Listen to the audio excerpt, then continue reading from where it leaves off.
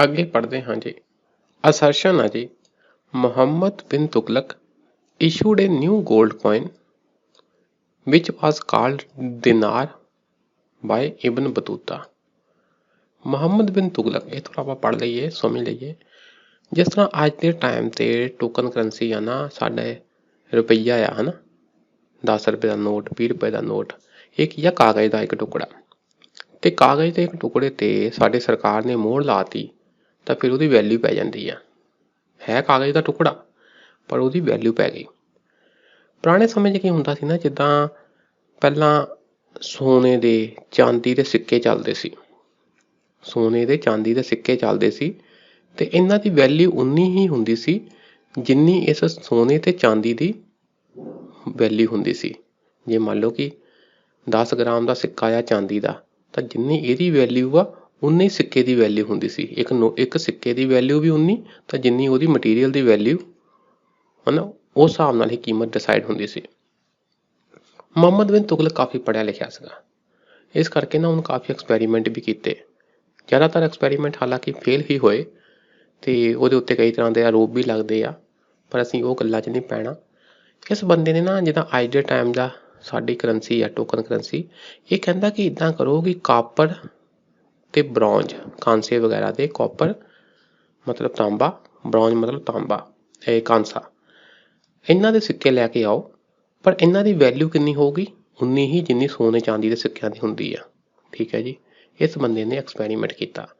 ਪਰ ਤੁਹਾਨੂੰ ਪਤਾ ਅੱਜ ਦੇ ਟਾਈਮ ਵਿੱਚ ਤਾਂ ਕਈ ਟੈਕਨੋਲੋਜੀਆਂ ਹੈਗੀਆਂ ਆ, ਨੋਟ ਦੇ ਉੱਤੇ ਤਾਰ ਪੈਂਦੀ ਆ, ਨੋਟ ਦੇ ਵਿੱਚ ਕਈ ਤਰ੍ਹਾਂ ਦੀਆਂ ਮੋਹਰਾਂ ਲੱਗਦੀਆਂ, ਅਤੇ ਫਿਰ ਵੀ ਹਾਲਾਂਕਿ ਡੁਪਲੀਕੇਟ ਲੋਕ ਬਣਾਈ ਜਾਂਦੇ ਨੋਟ, ਪਰ ਫਿਰ ਇੰਨਾ ਆਸਾਨ ਨਹੀਂ ਅੱਜ ਦੇ ਦੌਰ 'ਤੇ, ਅੱਜ ਦੇ ਟਾਈਮ ਵਿੱਚ ਡੁਪਲੀਕੇਟ ਨੋਟ ਬਣਾਉਣਾ। ਪਰ ਉਸ ਸਮੇਂ 'ਚ ਉਸਨੇ ਕਾਪਰ ਅਤੇ ਬਰੌਂਜ, ਤਾਂਬੇ ਅਤੇ ਕਾਂਸੇ ਵਗੈਰਾ ਦੇ ਸਿੱਕੇ ਲੈ ਆਉਂਦੇ ਅਤੇ ਕਹਿ ਤਾ ਕਿ ਇਹਨਾਂ ਦੀ ਵੈਲਿਊ ਸੋਨੇ ਅਤੇ ਚਾਂਦੀ ਦੇ ਸਿੱਕਿਆਂ ਦੇ ਬਰਾਬਰ ਆ। ਪਰ ਜਨਤਾ ਨੇ ਕੀ ਕੀਤਾ, ਜਨਤਾ ਕੋਲ ਕਾਪਰ ਅਤੇ ਬਰੌਂਜ ਸੀਗਾ, ਉਹਨਾਂ ਨੇ ਉਹਨੂੰ ਹੀ ਢਾਲ ਕੇ ਖੁਦ ਡੁਪਲੀਕੇਟ ਸਿੱਕੇ ਬਣਾ ਲਏ, ਕਿਉਂਕਿ ਉਸ ਵੇਲੇ ਡੁਪਲੀਕੇਟ ਸਿੱਕੇ ਬਣਾਉਣੇ ਇੰਨੇ ਮੁਸ਼ਕਿਲ ਨਹੀਂ ਸੀ, ਹੈ ਨਾ, ਇੰਨੀਆਂ ਕੋਈ ਡੀਪ ਟੈਕਨੋਲੋਜੀਆਂ ਨਹੀਂ ਸੀ ਯੂਜ਼ ਹੁੰਦੀਆਂ ਸਿੱਕੇ ਬਣਾਉਣ 'ਚ। ਤਾਂ ਬਸ ਫਿਰ ਪੰਗਾ ਪੈ ਗਿਆ, ਆਰਥਿਕਤਾ ਡੁੱਬ ਗਈ, ਉਹਨਾਂ ਮਾਰਕੀਟ 'ਚ ਸਮਾਨ ਨਹੀਂ ਜਿੰਨੇ ਸਿੱਕੇ ਹੋ ਗਏ। ਤਾਂ ਕਹਿੰਦੇ ਆ ਕਿ ਗਲੀਆਂ ਦੇ ਕਿਨਾਰਿਆਂ 'ਤੇ ਸਿੱਕਿਆਂ ਦੇ ਢੇਰ ਲੱਗੇ ਹੁੰਦੇ ਸੀ, ਇੰਨੇ ਸਿੱਕੇ ਵੱਧ ਗਏ ਸਿਸਟਮ ਵਿੱਚ, ਅਤੇ ਆਰਥਿਕਤਾ ਕਾਫੀ ਖਰਾਬ ਹੋ ਗਈ ਸੀ ਜੀ। ਤਾਂ ਇਸ ਕਰਕੇ ਇਹ ਗੋਲਡ ਕੋਇਨ ਨਹੀਂ ਸੀਗੇ, ਉਹਨੇ ਕਾਪਰ ਅਤੇ ਬਰੌਂਜ ਦੇ ਸਿੱਕੇ ਜਾਰੀ ਕੀਤੇ ਸੀ, ਗੋਲਡ ਕੋਇਨ ਨਹੀਂ ਸੀ। ਪਹਿਲੀ ਸਟੇਟਮੈਂਟ ਹੋ ਗਈ ਗਲਤ। ਰੀਜ਼ਨ, ਮੁਹੰਮਦ ਬਿਨ Tughlaq wanted to issue token currency in gold coins to promote trade with West Asian and north African countries. ਇਹ ਗੱਲ ਸੀਗੀ ਕਿ ਉਹ ਟੋਕਨ ਕਰੰਸੀ ਇਸ਼ੂ ਕਰਨਾ ਚਾਹੁੰਦਾ ਸੀ, ਪਰ ਕਿਹੜੇ ਵਿੱਚ, ਗੱਲ ਉਹੀ ਹੈ ਜੀ, ਕਾਪਰ ਅਤੇ ਬਰੌਂਜ, ਤਾਂਬਾ ਅਤੇ ਕਾਂਸਾ, ਨਾ ਕਿ ਗੋਲਡ। ਗੋਲਡ ਅਤੇ ਸਿਲਵਰ ਦੀ ਥਾਂ ਉਹ ਕਾਪਰ ਅਤੇ ਬਰੌਂਜ ਦੇ ਸਿੱਕੇ ਲੈ ਕੇ ਆਉਣਾ ਚਾਹੁੰਦਾ ਸੀ। ਇਹ ਵੀ ਗੱਲ ਗਲਤ ਹੋ ਗਈ ਜੀ, ਦੋਨੋਂ ਸਟੇਟਮੈਂਟਾਂ ਕੀ ਆ, ਫਾਲਸ ਆ ਜੀ। to promote a trade with West Asian and North African countries। ਇਹ ਹੁਣ ਇੱਥੇ ਆਨਸਰ ਵਿੱਚ ਨਹੀਂ ਹੈ, ਪਰ ਦੋਨੋਂ ਸਟੇਟਮੈਂਟ ਫਾਲਸ ਆ ਜੀ। ਅੱਗੇ ਦੇਖੋ, ਹਾਂ ਇੰਨਾ ਜ਼ਰੂਰ ਹੈ ਕਿ ਉਹ ਟ੍ਰੇਡ ਵਧਾਉਣਾ ਚਾਹੁੰਦਾ ਸੀਗਾ। ਇਸ਼ੂ ਟੋਕਨ ਕਰੰਸੀ ਇਨ ਗੋਲਡ, ਗੋਲਡ ਦੀ ਥਾਂ ਦੂਸਰੇ ਸਿੱਕੇ ਲੈ ਕੇ ਆਉਣਾ ਚਾਹੁੰਦਾ ਸੀ। ਤੁਸੀਂ ਸਮਝਣਾ ਜੀ, ਮੈਂ ਮੇਨ ਤੁਹਾਨੂੰ ਵਿਆਖਿਆ ਦੱਸਦੀ ਹੈ ਵੀ ਕਿਹੜਾ ਆਨਸਰ ਹੋ ਸਕਦਾ। Which one of the following is the correct chronological order of the Afghan rulers to the throne of Delhi? ਦੇਖੋ, ਦਿੱਲੀ ਸਲਤਨਤ ਦੇ ਜਦੋਂ ਰਾਜਿਆਂ ਦਾ ਰਾਜ ਸੀ, ਪਹਿਲਾਂ ਸੀ ਸਲੇਵ ਡਾਇਨੈਸਟੀ, ਕਿਹੜੀ, ਕੁਤਬਉਦੀਨ ਐਬਕ ਵਾਲੀ, ਠੀਕ।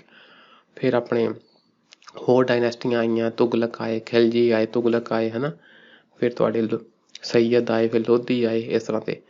ਤਾਂ ਕਹਿੰਦੇ ਜਿਹੜੇ ਲੋਧੀ ਸੀ ਨਾ, ਉਹ ਅਫਗਾਨੀ ਸੀ, ਅਫਗਾਨ ਰੂਲਰ ਸੀ ਲੋਧੀ, ਠੀਕ ਹੈ ਜੀ। ਇਹਨਾਂ ਦੀ ਕ੍ਰੋਨੋਲੋਜੀ ਆਪਾਂ ਦੇਖਣੀ ਆ, ਸਿਕੰਦਰ ਸ਼ਾਹ, ਇਬਰਾਹਿਮ ਲੋਧੀ, ਬਹਿਲੋਲ ਲੋਧੀ, ਅਤੇ ਠੀਕ ਹੈ।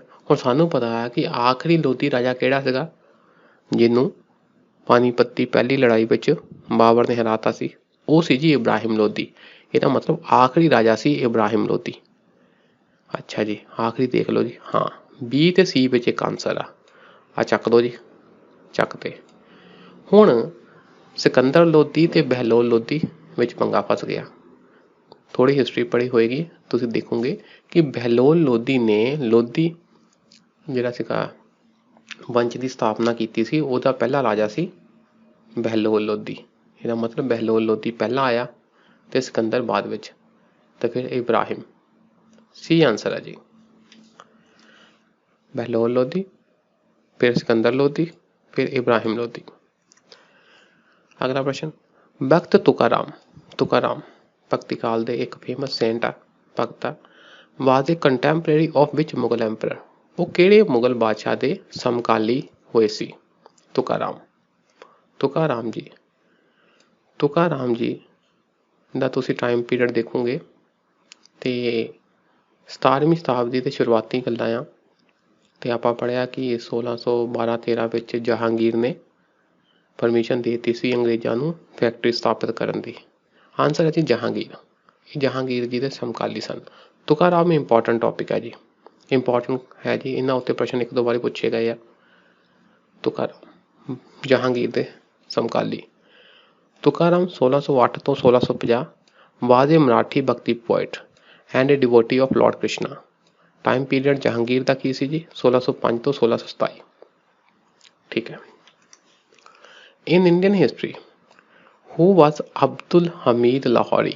ਅਬਦੁਲ ਹਮੀਦ ਲਾਹੌਰੀ ਤੁਸੀਂ NCERT ਪੜ੍ਹੋਗੇ ਨਾ, ਉਹਦੇ ਵਿੱਚ ਲਿਖਿਆ ਕਿ ਅਕਬਰ ਦਾ ਇਤਿਹਾਸ ਕਿਹਨੇ ਲਿਖਿਆ, ਅਕਬਰ ਦੀ ਜੀਵਨੀਆਂ ਕਿਹਨੇ ਲਿਖੀਆਂ, ਅਕਬਰ ਤੋਂ ਬਾਅਦ ਜਹਾਂਗੀਰ ਬਾਰੇ ਕਿਹਨੇ ਲਿਖਿਆ, ਸ਼ਾਹਜਹਾਂ ਬਾਰੇ ਕਿਹਨੇ ਲਿਖਿਆ, ਆਪਣਾ ਔਰੰਗਜ਼ੇਬ ਬਾਰੇ ਕਿਹਨੇ ਲਿਖਿਆ। ਤੁਸੀਂ ਉਹ ਸਾਰੇ ਰਾਈਟਰ ਯਾਦ ਰੱਖਣੇ ਜੀ।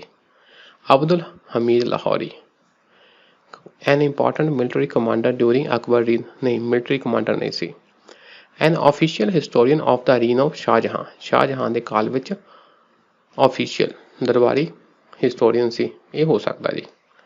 An important novel and confidant of Aurangzeb. ਇੱਕ ਅਮੀਰ ਸੀ ਜੀ ਇਹ, ਨਹੀਂ ਨਾਵਲ ਵੀ ਨਹੀਂ ਸੀ। Chronicler and poet during the reign of Muhammad ਸ਼ਾਹ।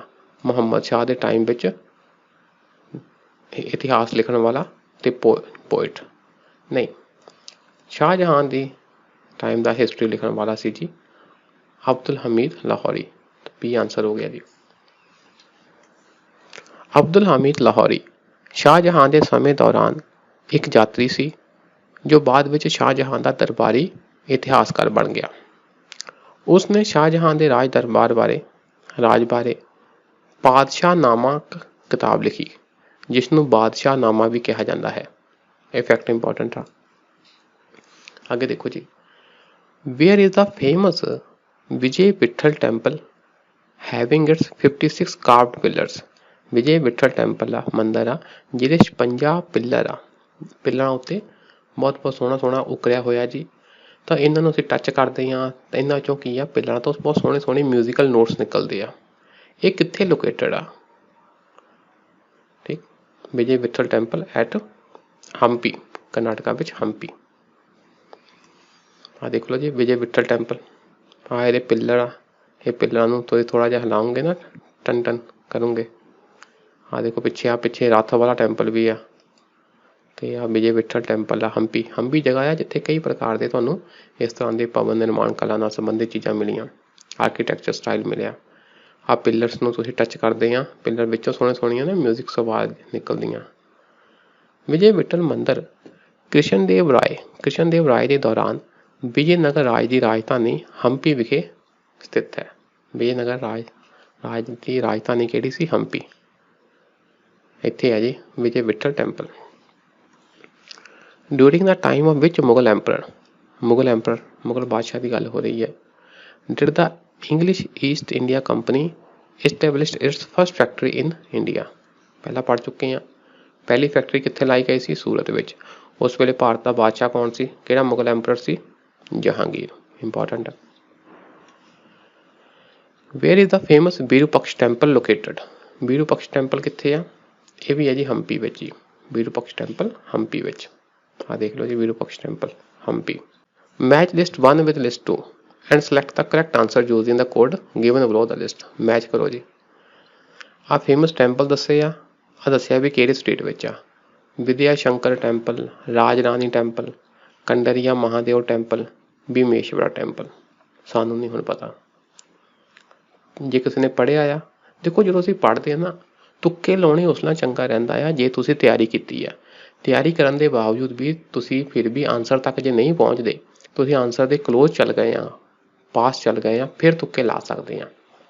जे किसी ने थोड़ा पढ़िया है जी हिस्टरी च, वो देखेगा कि राज रानी टैंपल आ ना जिहड़ा, वो कित्थे आ, उड़ीसा विच राज रानी टैंपल। ठीक है जी। बी दा हो गया चौथा, देखो बी दा हो गया चौथा, बी दा हो गया चौथा। ए ते सी विच आंसर आ, ए ते सी विच आंसर आ जी। बी दा चौथा, कंडरिया महादेव टैंपल। के तो कंडरिया, के तो खजुराहो। ये खजुराहो विच फेमस टैंपल आ, ते खजुराहो कित्थे है जी, मध्य प्रदेश। आ हो गया जी तीसरा, सी दा तीसरा, सी दा तीसरा। ये तो दोवां विच ही है। हुण कुंडी आड़ी जी पहले ते दूजे विच, ठीक है ना।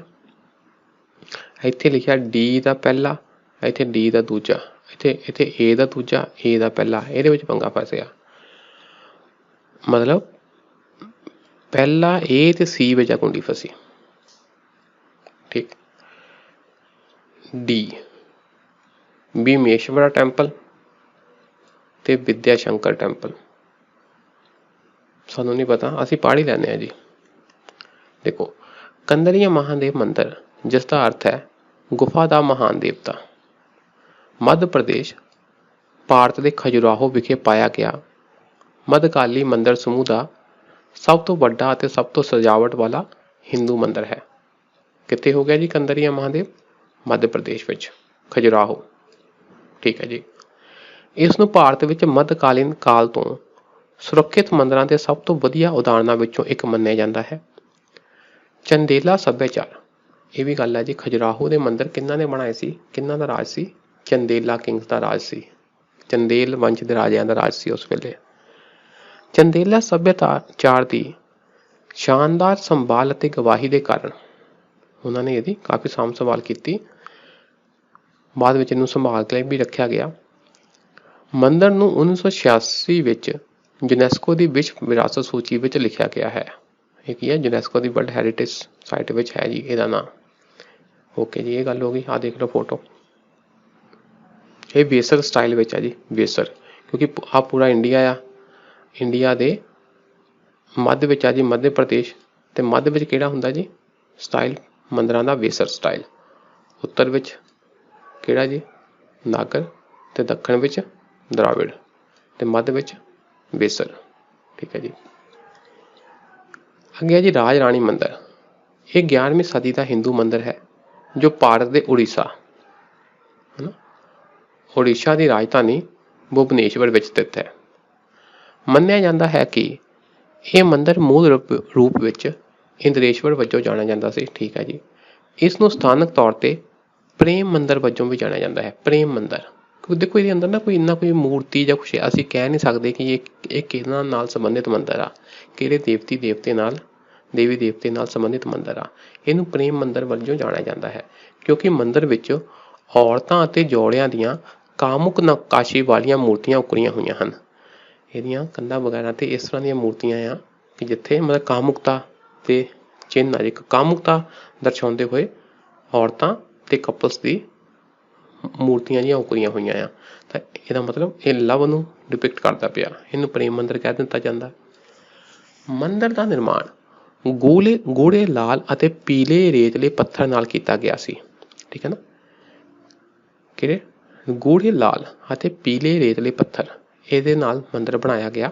ਤੇ ਇਹ ਜਿਹੜੇ ਮਟੀਰੀਅਲ ਆ, ਇਸ ਨੂੰ ਸਥਾਨਕ ਤੌਰ ਤੇ ਰਾਜ ਰਾਣੀ ਕਿਹਾ ਜਾਂਦਾ ਹੈ। ਤੇ ਇਸ ਮਟੀਰੀਅਲ ਦੇ ਕਰਕੇ ਇਸ ਮੰਦਰ ਦਾ ਨਾਮ ਵੀ ਕੀ ਪੈ ਗਿਆ? ਰਾਜ ਰਾਣੀ। ਪਾਵਨ ਅਸਥਾਨ ਦੇ ਅੰਦਰ ਕੋਈ ਚਿੱਤਰ ਨਹੀਂ ਹੈ, ਕੋਈ ਫੋਟੋ ਨਹੀਂ, ਅਤੇ ਇਸ ਲਈ ਇਹ ਹਿੰਦੂ ਧਰਮ ਦੇ ਕਿਸੇ ਵਿਸ਼ੇਸ਼ ਸੰਪਰਦਾ ਨਾਲ ਸੰਬੰਧਿਤ ਨਹੀਂ ਹੈ। ਇਹ ਵੀ ਗੱਲ ਹੈ, ਜਨਤਾ ਨੇ ਆਪਣੀ ਸ਼ਰਧਾ ਦੇ ਹਿਸਾਬ ਨਾਲ ਇੱਕ ਮੰਦਰ ਬਣਾ ਲਿਆ। ਉਹ ਕਿਸੇ ਚੀਜ਼ ਨੂੰ ਇੰਪੋਰਟੈਂਸ ਦਿੰਦੇ ਸੀ, ਪ੍ਰੇਮ ਨੂੰ ਇੰਪੋਰਟੈਂਸ ਦਿੰਦੇ ਸੀ, ਤਾਂ ਉਸਨੂੰ ਉਸ ਹਿਸਾਬ ਨਾਲ ਮੂਰਤੀਆਂ ਬਣਾਈਆਂ। ਪਰ ਅੰਦਰ ਕੋਈ ਇਹ ਨਹੀਂ ਕਿ ਹੈ ਕਿ ਕਿਸੇ ਪਰਟੀਕੂਲਰ ਭਗਵਾਨ ਦੀ ਮੂਰਤੀ ਆ। ਅਸੀਂ ਇਸ ਕਰਕੇ ਕਿਸੇ ਆਪਾਂ ਇਹ ਨਹੀਂ ਕਹਿ ਸਕਦੇ ਕਿ ਇਹ ਇਸੇ ਧਰਮ ਦੀ ਆ। ਇਹ ਵੀ ਇੱਕ ਇੰਟਰਸਟਿੰਗ ਪੁਆਇੰਟ ਆ ਕਿ ਇੱਕ ਆਪਣੀ ਸ਼ਰਧਾ ਦੇ ਹਿਸਾਬ ਨਾਲ ਆਪਣੀ ਫੀਲਿੰਗ ਵਿਅਕਤ ਕਰ ਲੈਂਦੇ ਸੀ। ਪਰ ਸਥਾਨਾਂ ਦੇ ਆਧਾਰ ਤੇ ਵਿਆਪਕ ਤੌਰ ਤੇ ਸ਼ਿਵ ਜੀ ਦੇ ਮੰਦਿਰ ਵਜੋਂ ਸ਼੍ਰੇਣੀਬੱਧ ਕੀਤਾ ਗਿਆ ਹੈ। ਠੀਕ ਹੈ ਨਾ, ਹੋਰ ਖੋਜਾਂ ਦੇ ਆਧਾਰ ਤੇ ਅਸੀਂ ਇਹ ਮੰਨ ਲੈਂਦੇ ਹਾਂ ਕਿ ਹਾਂ ਵੀ ਇਹ ਸ਼ਿਵਾ ਦਾ ਮੰਦਿਰ ਹੈ। ਠੀਕ ਹੈ ਜੀ, ਇਹ ਗੱਲ ਹੋ ਗਈ। ਰਾਜ ਰਾਣੀ ਮੰਦਿਰ ਉੜੀਸਾ। ਭੀਮੇਸ਼ਵਰ ਮੰਦਿਰ ਕਿੱਥੇ ਹੈ ਜੀ?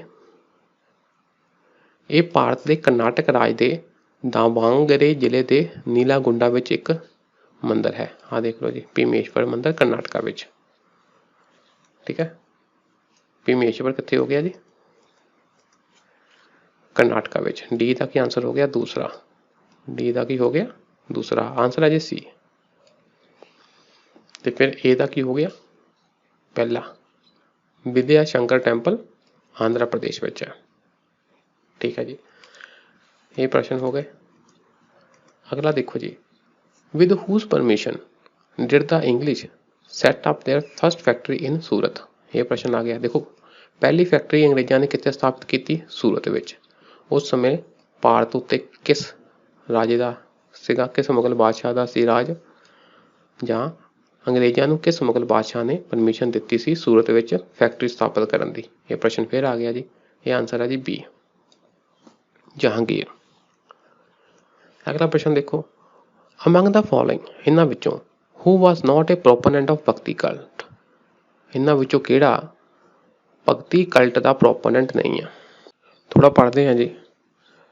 ਨਾਗਾਰਜੁਨਾ, ਤੁਕਾਰਾਮ। ਤੁਕਾਰਾਮ ਤਾਂ ਭਗਤੀ ਸੰਤ ਸੀ। ਆਪਾਂ ਆਂਸਰ ਲੱਭਣਾ ਨਾਟ। ਵੱਲਭਚਾਰਿਆ, ਤਿਆਗਰਾਜ, ਇਹਨਾਂ ਬਾਰੇ ਸਾਨੂੰ ਘੱਟ ਪਤਾ। ਨਾਗਾਰਜੁਨਾ, ਤੁਸੀਂ ਥੋੜ੍ਹੀ ਏਸ਼ੀਅਨ ਹਿਸਟਰੀ ਪੜ੍ਹੀ ਹੈ, ਤੁਹਾਨੂੰ ਪਤਾ ਹੋਏਗਾ ਨਾਗਾਰਜੁਨਾ ਕੀ ਸੀ। ਇਹ ਬੁੱਧਿਸਟ ਸੀ, ਮਹਾਯਾਨ ਬੁੱਧੀ ਸੀ ਇਹ ਨਾਗਾਰਜੁਨ। ਇਹ ਬੋਧੀ ਹੋ ਗਏ ਜੀ, ਇਹ ਭਗਤੀ ਕਾਲ ਦੇ ਸੰਤ ਨਹੀਂ ਹੋਏ। ਇਹ ਆਂਸਰ ਹੈ ਜੀ। ਥੋੜ੍ਹਾ ਪੜ੍ਹ ਲੈਂਦੇ ਆਪਾਂ ਹੁਣ ਇਕੱਲੇ ਇਕੱਲੇ ਸੰਤਾਂ ਬਾਰੇ। ਨਾਗਾਰਜੁਨ 150 ਤੋਂ 250 ਈਸਵੀ ਅੰਦਾਜ਼ਾ ਜਿਹਾ ਮਾਰਿਆ ਜੀ, ਅੰਦਾਜ਼ਾ ਜਿਹਾ ਆਇਆ, ਅਸਲੀ ਸਾਨੂੰ ਨਹੀਂ ਪਤਾ। ਮੱਧ ਮਾਰਗ ਸਕੂਲ ਦਾ ਇੱਕ ਭਾਰਤੀ ਮਹਾਯਾਨ ਬੋਧੀ ਦਾਰਸ਼ਨਿਕ ਭਿਕਸ਼ੂ ਸੀ। ਉਸ ਨੂੰ ਵਿਆਪਕ ਤੌਰ ਤੇ ਸਭ ਤੋਂ ਮਹੱਤਵਪੂਰਨ ਬੋਧੀ ਦਾਰਸ਼ਨਿਕਾਂ ਵਿੱਚੋਂ ਇੱਕ ਮੰਨਿਆ ਜਾਂਦਾ ਹੈ। ਬੋਧੀ ਸੀ ਜੀ ਇਹ। ਤਿਆਗਰਾਜ, ਤਿਆਗਰਾਜ ਇੰਪੋਰਟੈਂਟ ਹੈ ਜੀ, ਤਿਆਗਰਾਜ। ਤੁਸੀਂ ਨਾ ਯਾਦ ਰੱਖਿਓ TDS। TDS, ਟੀ ਦਾ ਮਤਲਬ ਹੈ ਜੀ ਤਿਆਗਰਾਜ, ਠੀਕ। ਡੀ ਦਾ ਮਤਲਬ ਹੈ ਜੀ ਮੁੱਥੂ ਸਵਾਮੀ ਦੀਕਸ਼ਿਤਰ, ਦੀਕਸ਼ਿਤਰ, ਮੁੱਥੂ ਸਵਾਮੀ ਦੀਕਸ਼ਿਤਰ। ਅਤੇ ਐਸ ਦਾ ਮਤਲਬ ਹੈ ਜੀ ਸ਼ਿਆਮਾ ਸ਼ਾਸਤਰੀ, ਸ਼ਿਆਮਾ ਸ਼ਾਸਤਰੀ। ਇਹਨਾਂ ਨੂੰ ਨਾ ਜਿਹੜਾ ਆਪਣਾ ਕਾਰਨੈਟਿਕ ਸੰਗੀਤ ਦੇ ਟ੍ਰਾਈਨਿਟੀ ਵਜੋਂ ਜਾਣਿਆ ਜਾਂਦਾ ਹੈ। ਥੋੜਾ ਪੜ੍ਹ ਲੈਂਦੇ ਆਪਾਂ ਥੋੜਾ। ਤਿਆਗਰਾਜ 18ਵੀਂ ਸਦੀ ਦੀ ਗੱਲ ਹੋ ਰਹੀ ਹੈ ਜੀ, 18ਵੀਂ 19ਵੀਂ ਸਦੀ ਦੀ, ਮਾਡਰਨ ਟਾਈਮ ਹੈ ਇਹ। ਭਾਰਤੀ ਸ਼ਾਸਤਰੀ ਸੰਗੀਤ ਦਾ ਇੱਕ ਰੂਪ, ਕਿਹੜਾ? ਕਾਰਨੈਟਿਕ ਸੰਗੀਤ। ਕਾਰਨੈਟਿਕ ਮਿਊਜ਼ਿਕ ਦਾ ਇੱਕ ਸੰਗੀਤਕਾਰ ਅਤੇ ਗਾਇਕ ਸੀ। ਠੀਕ ਹੈ ਜੀ। ਤਿਆਗਰਾਜਾ ਅਤੇ ਉਸਦੇ ਸਮਕਾਲੀ ਸ਼ਿਆਮਾ ਸ਼ਾਸਤਰੀ ਅਤੇ ਮੁੱਥੂ ਸਵਾਮੀ ਦੀਕਸ਼ਿਤਰ, ਆਹ ਤਿੰਨ ਨਾਮ ਆ ਜੀ। ਇਹਨਾਂ ਨੂੰ ਕਾਰਨੈਟਿਕ ਸੰਗੀਤ ਦੀ ਤਿਗੜੀ ਜਾਂ ਟ੍ਰਾਈਨਿਟੀ ਮੰਨਿਆ ਜਾਂਦਾ ਹੈ। ਕਾਰਨੈਟਿਕ ਸੰਗੀਤ ਦੇਖੋ ਜੀ, ਦੋ ਤਰ੍ਹਾਂ ਦਾ ਸਾਡਾ ਕਲਾਸੀਕਲ ਸੰਗੀਤ ਮੰਨ ਲੈਂਦੇ ਆਪਾਂ। ਇੱਕ ਹੈ ਜੀ ਕਾਰਨੈਟਿਕ, ਇੱਕ ਹੈ ਜੀ ਹਿੰਦੁਸਤਾਨੀ। ਉੱਤਰ ਭਾਰਤੀ ਵਾਲੇ ਨੂੰ ਹਿੰਦੁਸਤਾਨੀ ਕਹਿੰਦੇ ਆ, ਹਿੰਦੁਸਤਾਨਿਕ ਸੰਗੀਤ, ਤੇ ਦੱਖਣ ਭਾਰਤ ਵਾਲੇ ਨੂੰ ਕਾਰਨੈਟਿਕ, ਕਾਰਨੈਟਿਕ ਸੰਗੀਤ ਕਹਿੰਦੇ ਆ ਜੀ। ਉੱਤਰ ਵਾਲੇ ਨੂੰ ਕੀ ਕਹਿੰਦੇ ਆ? ਹਿੰਦੁਸਤਾਨੀ ਮਿਊਜ਼ਿਕ, ਤੇ ਦੱਖਣ ਵਾਲੇ ਨੂੰ ਕਾਰਨੈਟਿਕ ਮਿਊਜ਼ਿਕ। ਤੇ ਕਾਰਨੈਟਿਕ ਮਿਊਜ਼ਿਕ ਦੇ ਤਿੰਨ ਮੇਨ ਬੰਦੇ ਆ, ਤਿਆਗਰਾਜ, ਠੀਕ, TDS ਤਿਆਗਰਾਜ, ਮੁੱਥੂ ਸਵਾਮੀ ਦੀਕਸ਼ਿਤਰ, ਤੇ ਇਸ ਤੋਂ ਕੀ ਆ? ਸ਼ਿਆਮਾ ਸ਼ਾਸਤਰੀ। ਇਹ ਕੀ ਆ? ਕਾਰਨੈਟਿਕ ਸੰਗੀਤ ਦੀ ਤਿਗੜੀ ਜਾਂ ਟ੍ਰਾਈਨਿਟੀ ਮੰਨੀ ਜਾਂਦੀ ਹੈ ਇਹਨਾਂ ਨੂੰ। ਤੇ ਹੁਣ ਗੱਲ ਸਾਡਾ ਪ੍ਰਸ਼ਨ ਇਹ ਸੀਗਾ ਵੀ ਕੀ ਇਹ ਭਗਤੀ ਕਾਲ ਨਾਲ ਸੰਬੰਧਿਤ ਆ? ਓਬਵੀਅਸ ਜੀ ਹੋਊਗੇ। ਜਦੋਂ ਇਹ ਮਿਊਜ਼ਿਕ ਕਰਦੇ ਆ ਤਾਂ ਕਿਸੇ ਨਾ ਕਿਸੇ ਦੀ ਡਿਵੋਸ਼ਨ ਕਰਦੇ ਹੋਣਗੇ, ਤਾਂ ਕੁਛ ਹਿੰਟ ਮਿਲ ਜਾਂਦਾ ਵੀ ਹਾਂ ਵੀ ਇਹ ਹੋਣਗੇ ਭਗਤੀ ਕਾਲ ਨਾਲ ਸੰਬੰਧਿਤ। ਪਰ ਸਾਡਾ ਆਂਸਰ ਸਿੱਧਾ ਇੱਥੋਂ ਨਿਕਲ ਗਿਆ ਸੀ, ਕਿਉਂਕਿ ਨਾਗਾਰਜੁਨ ਜਿਹੜਾ ਸੀ ਉਹ ਕੌਣ ਸੀ? ਬੋਧੀ ਸੀ। ਤਿਆਗਰਾਜ ਦੀ ਗੱਲ ਹੋ ਗਈ ਜੀ। ਅੱਗੇ ਦੇਖੋ, ਅੱਗੇ ਅਸੀਂ ਗੱਲ ਕਰਦੇ ਵੱਲਭਚਾਰਿਆ ਦੀ। ਵੱਲਭਚਾਰਿਆ ਮਹਾਂਪ੍ਰਭੂ ਵੀ ਕਹਿ ਦਿੰਦੇ ਆ। ਇਹ 15ਵੀਂ ਸ਼ਤਾਬਦੀ ਦੀ ਗੱਲ ਹੋ ਰਹੀ ਹੈ ਜੀ, 15ਵੀਂ 16ਵੀਂ ਸ਼ਤਾਬਦੀ ਦੀ, ਜਿਸ ਨੂੰ ਵੱਲਭ ਮਹਾਂਪ੍ਰਭੂ ਜੀ ਅਤੇ ਵਿਸ਼ਨੂੰ ਸਵਾਮੀ ਜਾਂ ਵੱਲਭ ਆਚਾਰਿਆ ਵਜੋਂ ਵੀ ਜਾਣਿਆ ਜਾਂਦਾ ਹੈ। ਉਹ ਇੱਕ ਭਾਰਤੀ ਸੰਤ ਅਤੇ ਦਾਰਸ਼ਨਿਕ ਸੀ, ਫਿਲਾਸਫਰ। ਉਸਨੇ ਭਾਰਤ ਦੇ ਬ੍ਰਜ ਖੇਤਰ ਵਿੱਚ, ਬ੍ਰਜ ਕਿਹੜਾ, ਵਰਿੰਦਾਵਨ ਵਾਲਾ, ਵੈਸ਼ਨਵ ਧਰਮ ਦੇ ਕ੍ਰਿਸ਼ਨ ਕੇਂਦਰਿਤ ਪੁਸ਼ਟੀ ਮਾਰਗ ਸੰਪਰਦਾ ਦੀ ਸਥਾਪਨਾ ਕੀਤੀ। ਵੈਸ਼ਨਵ ਧਰਮ ਜਿਹੜਾ ਵਿਸ਼ਨੂੰ ਨੂੰ ਮੰਨਦਾ, ਉਸ ਦੇ ਵਿੱਚ ਕ੍ਰਿਸ਼ਨ ਨੂੰ ਸੈਂਟਰ ਵਿੱਚ ਰੱਖਦੇ ਹੋਏ ਪੁਸ਼ਟੀ ਮਾਰਗ ਸੰਪਰਦਾ ਦੀ ਸਥਾਪਨਾ ਕੀਤੀ। ਹੁਣ ਇਹ ਪੁਸ਼ਟੀ ਮਾਰਗ ਕੀ ਆ? ਪੁਸ਼ਟੀ ਇਹਦਾ ਮਤਲਬ ਹੁੰਦਾ ਜੀ ਪੋਸ਼ਣ, ਵਧਣ ਫੁੱਲਣ ਵਾਲਾ ਮਾਰਗ। ਇਸ ਮਾਰਗ ਨੂੰ ਬੱਲਭ ਸੰਪਰਦਾਇ ਵੀ ਕਿਹਾ ਜਾਂਦਾ ਹੈ। ਕਿਉਂ? ਕਿਉਂਕਿ ਬੱਲਭਚਾਰਿਆਂ ਨੇ ਇਹ ਮਾਰਗ ਦੱਸਿਆ। ਇਹ ਵੈਸ਼ਨਵ ਧਰਮ ਦੀ ਇੱਕ ਉਪ ਪਰੰਪਰਾ ਹੈ। ਇਹ ਕੀ ਕਹਿੰਦੇ ਜੀ? ਇਸ ਦੀ ਸਥਾਪਨਾ 16ਵੀਂ ਸਦੀ ਦੇ ਸ਼ੁਰੂ ਵਿੱਚ ਬੱਲਭਚਾਰਿਆਂ ਦੁਆਰਾ ਕੀਤੀ ਗਈ ਸੀ। ਪੁਸ਼ਟੀ ਮਾਰਗ ਦੇ ਅਨੁਯਾਈ ਜਾਂ ਤਾਂ ਕੇਵਲ ਕ੍ਰਿਸ਼ਨ ਨੂੰ ਉਸਦੇ ਪ੍ਰਮੁੱਖ ਰੂਪਾਂ, ਕ੍ਰਿਸ਼ਨ ਦੇ ਹੀ ਰੂਪ ਆ ਜੀ, ਸ਼੍ਰੀ ਕ੍ਰਿਸ਼ਨ ਦੇ ਰੂਪ ਦੇਖੋ, ਸ਼੍ਰੀ ਨਾਥ ਜੀ, ਮਦਨ ਮੋਹਨ, ਵਿਠਲ, ਦਵਾਰਕਾਧੀਸ਼ ਵਿੱਚ ਪੂਜਦੇ ਸਨ, ਜਾਂ ਜਾਂ ਉਸਦੀ ਪਤਨੀ ਅਤੇ ਬ੍ਰਹਮ ਊਰਜਾ ਰਾਧਾ ਨਾਲ, ਜਿਸ ਨੂੰ ਸਵਾਮੀ ਨਿਜੀ ਵੀ ਕਿਹਾ ਜਾਂਦਾ ਹੈ। ਸਿੰਪਲੀ ਕਹਿ ਲਓ, ਇਹ ਕਹਿੰਦੇ ਆ ਕਿ ਜੇ ਤੁਸੀਂ